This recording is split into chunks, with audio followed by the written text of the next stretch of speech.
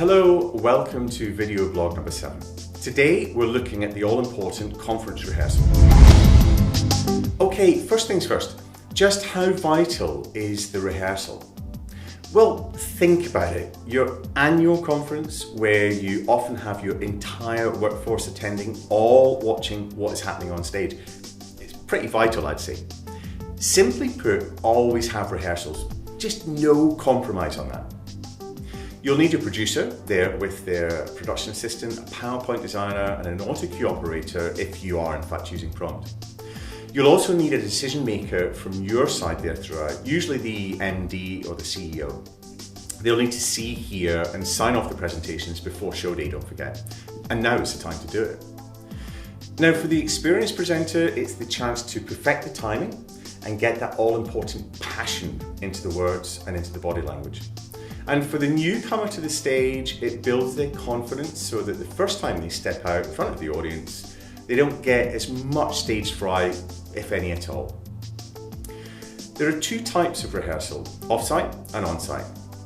So let's look at the off-site first. Usually held at the client's offices and should be held about a week before the event. So here's a question. Do you use this session to really start thinking about your presentation? I mean, you've got a week before the actual event, so tons of time, no?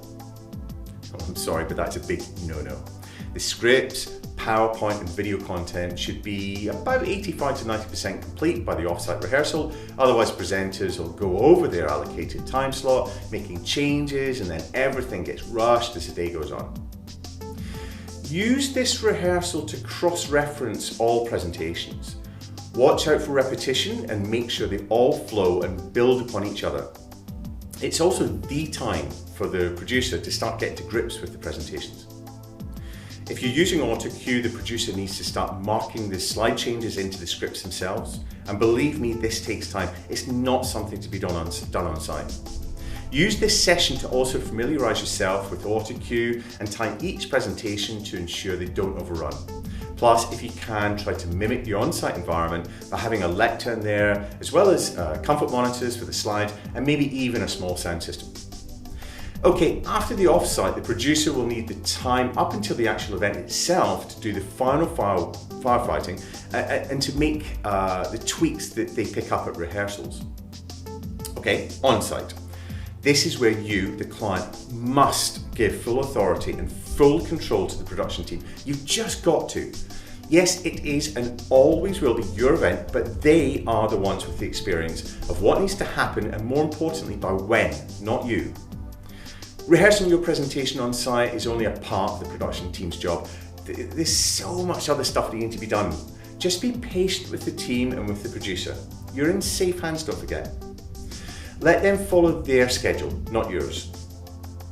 Remember, the show must start on time the next day, and they only too well know that. One other thing, rigging and then rehearsing on the morning of the show itself, or the show day itself, just don't. No excuses. Having on-site rehearsals the day before is the only way, trust me. Now, one thing you can really do to help is to get all your presenters together and just ask them to stay close, or ideally in the conference suite itself during on-site rehearsals. It really delays things if the production team need to go off looking for a presenter. Right, what about changes and tweaks at on-site rehearsals? Well, sorry, absolutely none whatsoever. Well, okay, maybe the odd figure change on half a dozen slides or so, but that's it, I promise you. The on-site rehearsal is so critical that changes just add to pressure. The chances of a late night for the production team and potentially even cocking up the entire event itself. If the production team gets to bed late, guess what? They're going to be tired the next day. At best, this means missed cues. At worst, they could really hurt themselves. It's dangerous backstage, don't forget. Lots of cables, electricity, and all shrouded in darkness. Not really an ideal environment for tired people to be working in. Now, during on-site rehearsals, use this time to get used to the environment, the lights, the sound, the slides on the comfort monitor, how the auto cue looks, stage movement, etc., etc. Okay, to wrap up, 2 bits of friendly advice before I finish.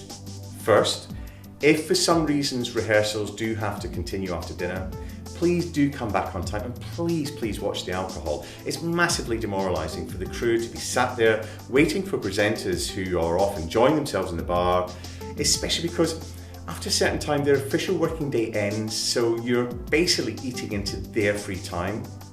Yes, it's your annual event and understandably probably very exciting, but don't forget these guys do this for a living and it may be their second or even the third show of that week.